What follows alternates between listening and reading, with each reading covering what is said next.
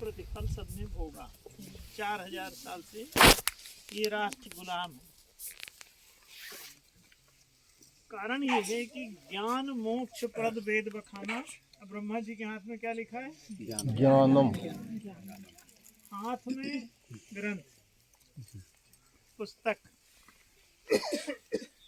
ब्रह्मा जी सब प्रकार के ज्ञान को प्रकाशित करते हैं।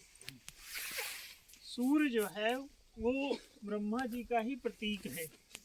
पीछे धर्म चिन्ह बना हुआ है, सूर्य में स्वास्तिक। तो स्वास्तिक चिन्ह जो है वो ब्रह्म का प्रतीक है। सूर्य ब्रह्म ज्योति का एक स्वरूप है जो पूर्व में उदित होता है। भारत को भी दुनियावी दृष्टि से ओरिएंट कहते हैं, माने पूर्व है ये भारत। तो भारत से ही ये ब्रह्म सूर्य उदित होता है। अब पुनरोदय इसका हो रहा है। फिर से एक बार ब्रह्मा जी पृथ्वी पे अवतरित हो रहे हैं, उतारे जा रहे हैं। उनकी आदरणीयता, उनकी पूज्यता पृथ्वी पर पुनः प्रतिष्ठित होगी। और ब्रह्मा जी का जो साप जिन लोगों ने दे दू रखा था वो सब हमने हटा दिया है। आप लोग बिल्कुल निश्चिंत रहें। ब्रह्मा जी आज के बाद से कोई अभिशप्त देवता नहीं होंगे, ये पूज्य देवता ठहरेंगे। ज्ञान कभी अभिशप्त नहीं किया जा सकता। जिस किसी ने किया है वो या तो मूर्ख है अथवा धूर्त है। वो सब हमने ज्ञान कृपाण से वो माया जाल सब काट दिया है जो लोगों ने ये सब चढ़ा दिया था सनातन धर्म पर।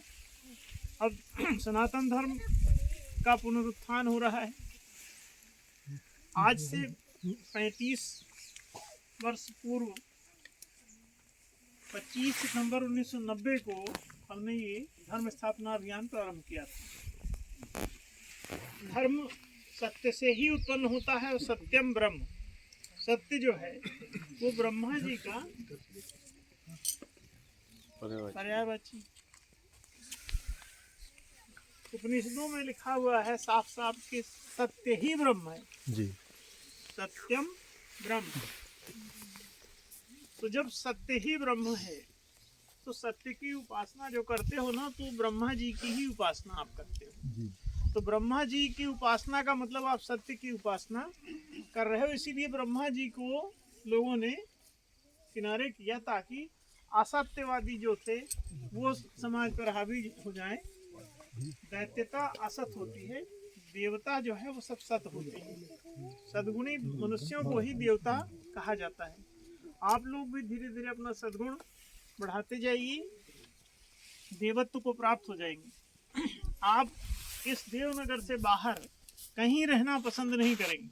घुमा फिरा के जैसे जैसे आपकी बुद्धि का शुद्धिकरण होगा, हृदय का शुद्धिकरण होगा, वैसे वैसे आपका इस ब्रह्मलोक की तरफ आगमन होगा।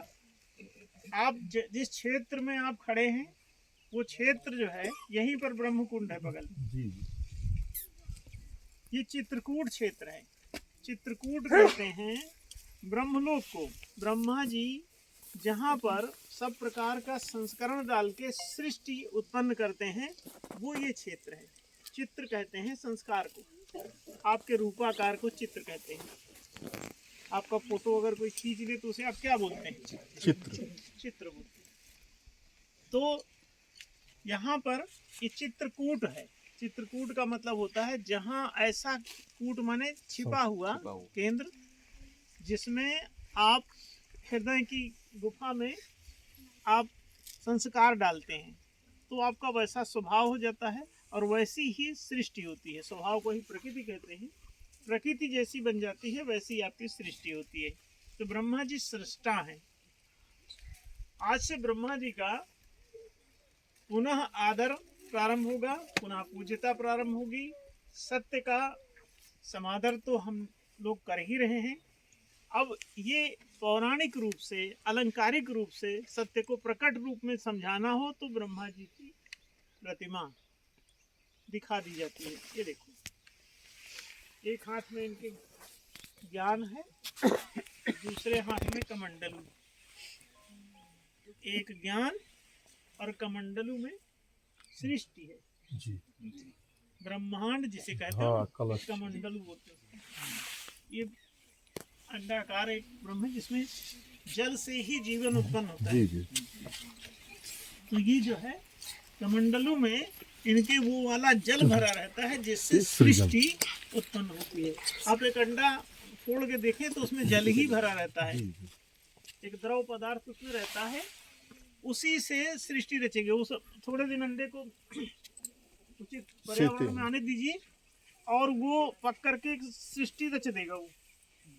तो इनका कमंडलू जो है वो उस अंडाकार वस्तु का प्रतीक है जिसमें जल भरा हो।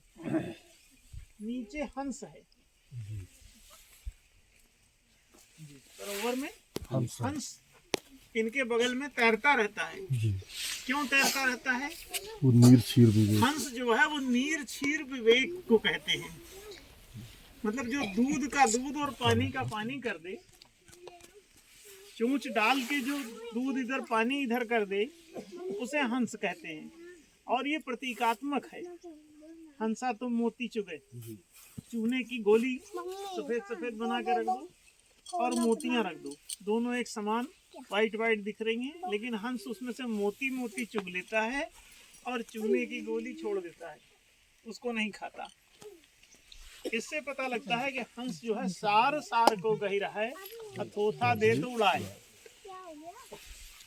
सार जो है वो सत्व है, संसार का सार। इसमें जो कुछ भी सात्विक है वो सब सार है उसका। तो ब्रह्मा जी आपको सतगुण सिखाते हैं। ब्रह्मा जी की उपासना से आपके भीतर सद्गुण बढ़ता है। इनके पूरी तस्वीर में आपको हिंसा नहीं मिलेगी, करुणा मिलेगी, दया मिलेगी। इनका नेत्र जो ब्रह्म नेत्र है उसी से नेतृत्व होता है। ज्ञान नेत्र ब्रह्मा जी के पास ही होता है। चारों मुख से 4 प्रकार की विद्याओं को ये जन्म देते हैं। उनके जरिए आपके सारे काम होते हैं। चारों आयामों को प्रकाशित करते हैं ये। चारों आयामों के ज्ञान को प्रकाशित करने के कारण इनको चतुर्मुखी ब्रह्मा कहा जाता है। ये जिस माध्यम से प्रकाशित करते हैं उसका नाम वाणी है। वाणी को सरस्वती कहते हैं। वाणी को भाषा, भाषा को सरस्वती। भाषा के बिना वाणी कोई बोल सकते हो आप लोग? नहीं बोल पाओगे। इसका मतलब ये है कि भाषा माने सरस्वती होगी तभी ज्ञान का प्रकाशन होगा।